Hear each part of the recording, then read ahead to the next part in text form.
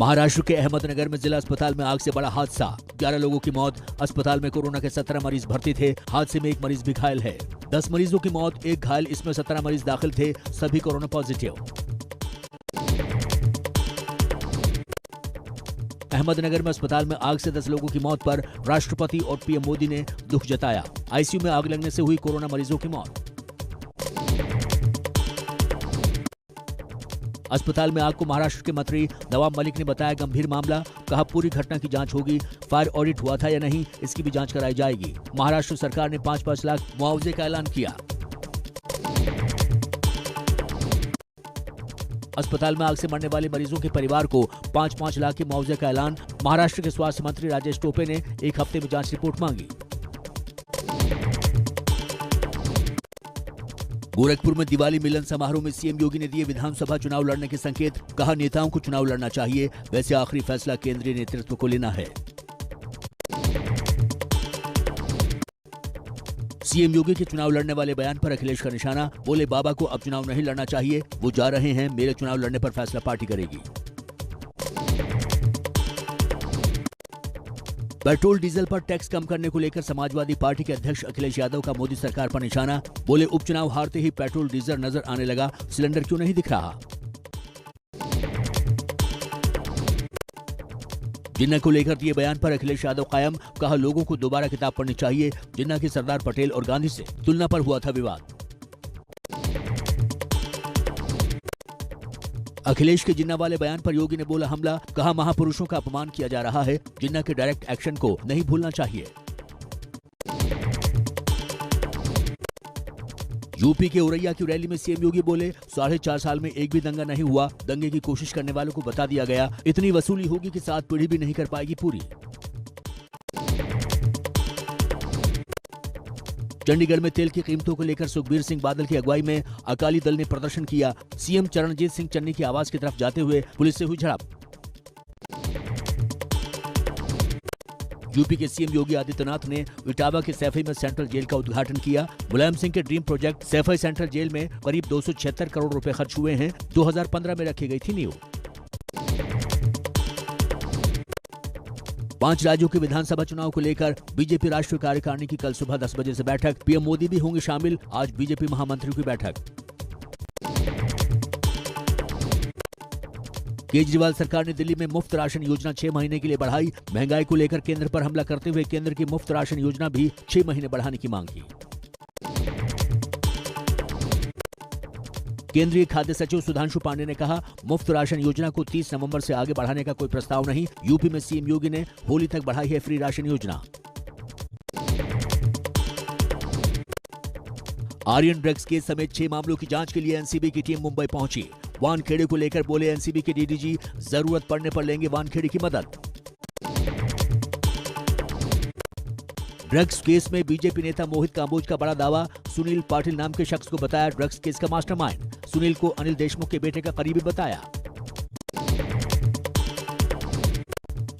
Money laundering case में महाराष्ट्र के पूर्व गृह मंत्री अनिल देशमुख को हॉलिडे कोर्ट ने 14 दिनों की न्यायिक हिरासत में भेजा। ईडी ने 9 दिनों की कस्टडी मांगी थी। अनिल देशमुख के बेटे ऋषिकेश देशमुख ने सेशन कोर्ट में अग्रिम जमानत अर्जी दाखिल की। ईडी ने ऋषिकेश देशमुख को भी समन भेजा है। बिहार के समस्तीपुर में जहरीली शराब से 4 लोगों की मौत की आशंका। मरने वालों में 2 सेना के जवान। मरने वालों में 2 सेना के जवान भी शामिल। बीमार 3 लोगों की हालत नाजुक, जारी है जांच। शराबबंदी वाले बिहार में जहरीली शराब पीने से मरने वालों की संख्या 35 तक पहुंची। गोपालगंज में 20 तो बेतिया में 15 की जान गई। कई लोगों ने आंखों की रोशनी भी गंवाई। बिहार के सीएम नीतीश कुमार बोले छठ पूजा के बाद शराबबंदी की समीक्षा करेंगे, जिम्मेदार लोगों पर कार्रवाई होगी। जहरीली शराब से मौत पर सीएम नीतीश का बयान वायरल होने से भी बड़ा विवाद। 5 दिन पहले नीतीश ने कहा था गड़बड़ चीज पियोगे तो यही होगा। विपक्ष ने नीतीश को घेरा। गोपालगंज के डीएम डॉक्टर नवल किशोर ने एबीपी न्यूज से कहा अभी तक की जांच से पता चलता है कि शराब स्पिरिट से बनाई जा रही थी। फोरेंसिक रिपोर्ट आने के बाद ही आधिकारिक पुष्टि होगी।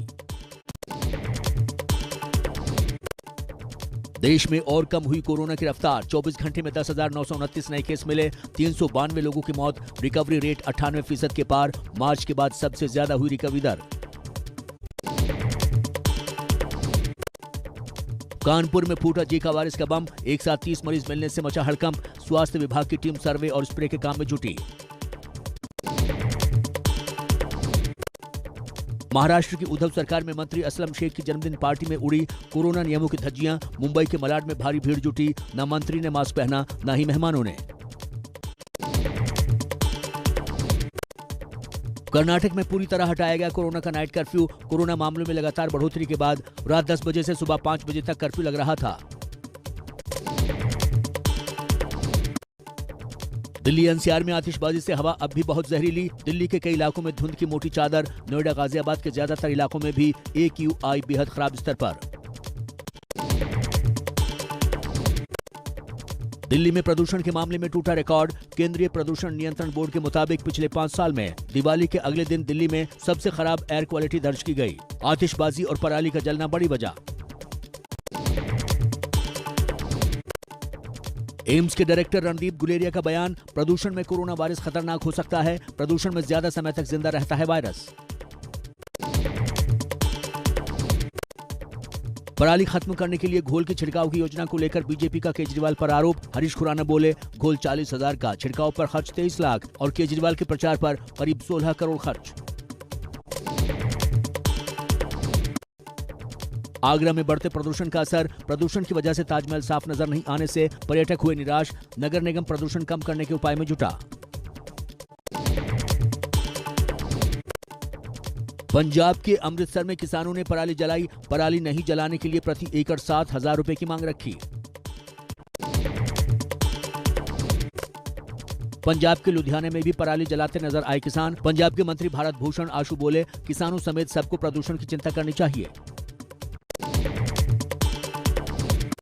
केंद्र सरकार की एक्साइज ड्यूटी कम करने के बाद से अब तक 22 राज्यों ने वैट घटाया। महाराष्ट्र, बंगाल, दिल्ली, पंजाब और राजस्थान समेत 14 राज्यों ने वैट कम नहीं किया। पेट्रोल डीजल के दामों पर जारी सियासी घमासान। बीजेपी का विपक्ष पर निशाना, पूछा कांग्रेस राज्यों ने वैट क्यों नहीं घटाया। महंगाई को लेकर राहुल ने मोदी सरकार को घेरा। ट्विटर पर लिखा, विकास के जुमलों से कोसों दूर, लाखों परिवार चूल्हा फूंकने पर मजबूर। मोदी जी की विकास की गाड़ी रिवर्स गियर में है और ब्रेक भी फेल है। दिल्ली में 10 नवंबर को छठ पूजा के लिए रहेगी छुट्टी। केजरीवाल सरकार ने सार्वजनिक अवकाश घोषित किया। स्ट्रिक्ट प्रोटोकॉल के साथ पूजा के दिए गए निर्देश। दिल्ली के मिलेनियम पार्क में छठ पूजा को लेकर तैयारियां जारी। आम आदमी पार्टी विधायक सौरभ भारद्वाज ने लिया तैयारियों का जायजा। मुंबई में बीजेपी उत्तर भारतीय मोर्चा ने किया बीएमसी के फैसले का विरोध। छठ के लिए अपने खर्च पर कृत्रिम तालाब बनाने के फैसले की निंदा की।